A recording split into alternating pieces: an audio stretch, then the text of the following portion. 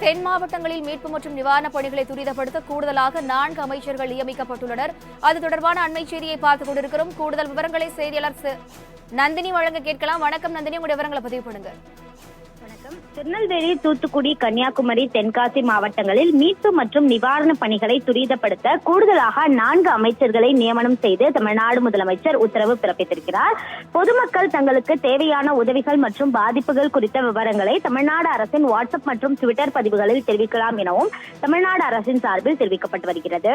குமரிக்கடல் மற்றும் அதனை ஒட்டிய பகுதிகளில் நிலவும் வளிமண்டல சுழற்சி காரணமாக திருநெல்வேலி, தூத்துக்குடி, கன்னியாகுமரி, தென்காசி மாவட்டங்களில் பரவலாக அனைத்து பகுதிகளிலும் பெய்து வரும் கனமழை மற்றும் அதி கனமழை காரணமாக பொதுமக்களுக்கு ஏற்பட்டுள்ள சிரமங்களிலிருந்து அவர்களை மீட்கவும் அவர்களுக்கு தேவையான உதவிகளை உடனடியாக வழங்கிடவும் தமிழ்நாடு அரசு போர்க்கால அடிப்படையில் நடவடிக்கை மேற்கொண்டு வருவதாக தெரிவிக்கப்பட்டிருக்கிறது.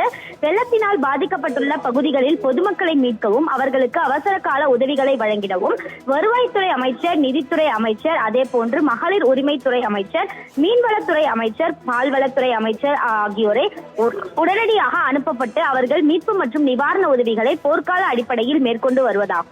மேலும் நாடாளுமன்ற உறுப்பினர்கள் கனிமொழி, ஞான திரவியம் மற்றும் சட்டமன்ற உறுப்பினர்களும் நிவாரண பணிகளை மேற்கொண்டு வருகின்றனர் எனவும் தெரிவிக்கப்பட்டிருக்கிறது.